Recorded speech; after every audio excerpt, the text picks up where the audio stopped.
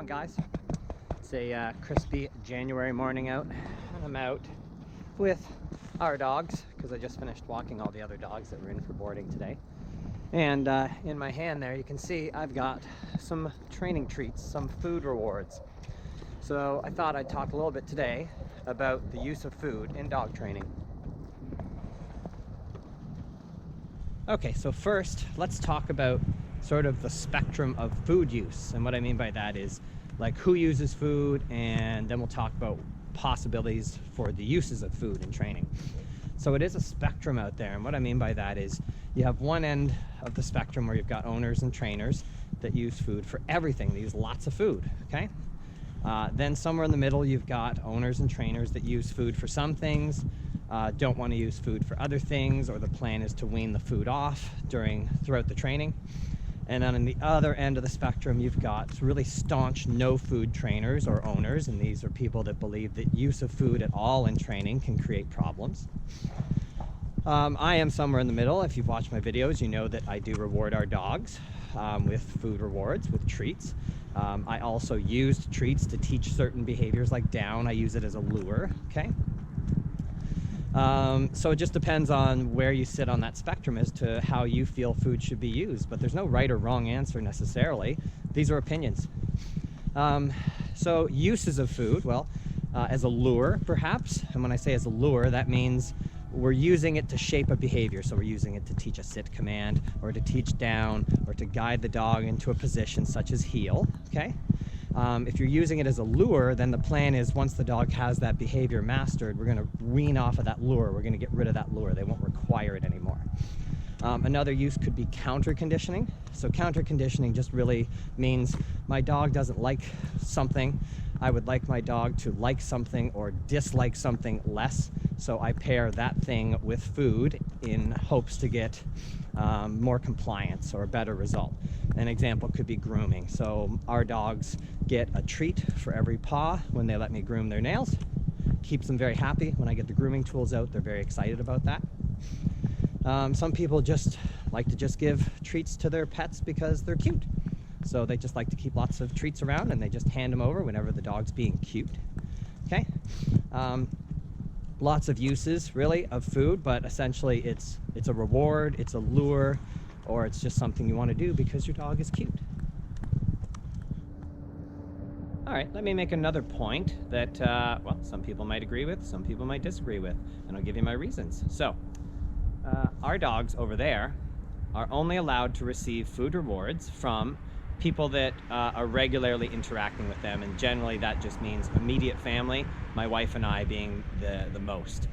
The reason for that is because I don't want our dogs, those three, to see anybody else in that sort of way. I don't want them to see other people in a more superior way than us, because who controls the food gets a lot of the attention and focus from the dog.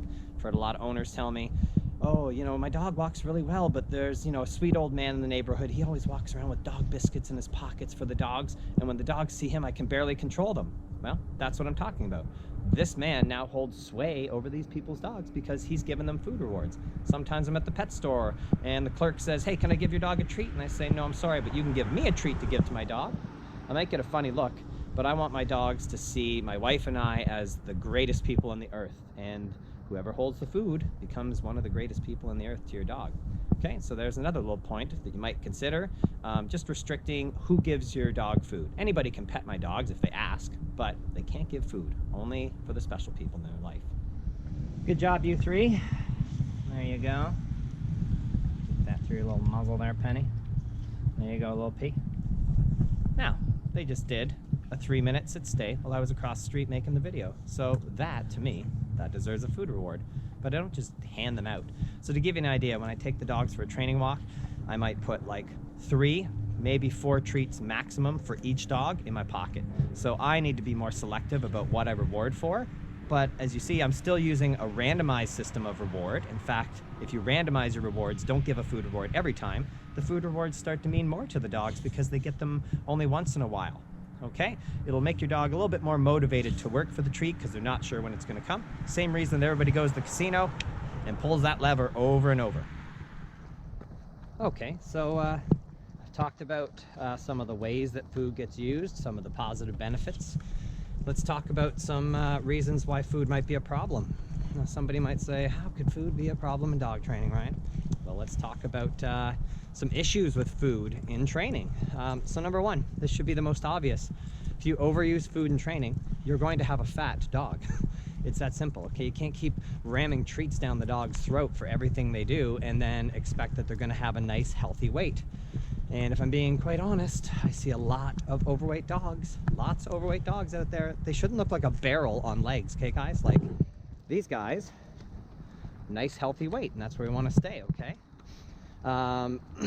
There's a lot of dogs out there that are not food motivated. I would say about 20% of the dogs that I work with are not food motivated. They just don't care. If you're using food as a distractive technique, so let's say you've got a dog that's leash reactive. He sees another dog and he goes bananas, and somebody has said use a treat to distract the dog, to lure the dog away from that other problem. The problem we have there is you'll never ever be able to get off of those treats. That's the problem, is it's just a band-aid. It never tells the dog that that behavior is the incorrect behavior to perform. It just basically distracts them from the behavior. There's a nice lady in my neighborhood here, been here a year and a half, and when I moved in, that's what she was doing with her dog. I'd see her, she'd be across the street, she'd kind of scoot onto somebody's lawn to get as far away as possible, and then she would distract her dog with a treat. Well, I saw her just before Christmas, so we're talking a year and a half, and she's still doing that. That's what her walks look like. So every time she sees a dog, she's got to stop and distract him with a treat. So I would say that's not an appropriate use of dog training or food in dog training, because it's not getting results. It's not fixing the problem. It may seem like it's getting a result, but it's not fixing the problem. If your dog, as I already sort of said, if your dog requires the food to do anything, like your dog just thinks that you're nobody until you have food, then that's a bit of a relationship problem that you've got. And you can't just patch it up by just doling out food. That would be the equivalent of paying your children $5 a day to do their homework. Okay? They should learn to do their homework because it's the right thing to do, and it's going to get them further in life than if you just give them $5 every day.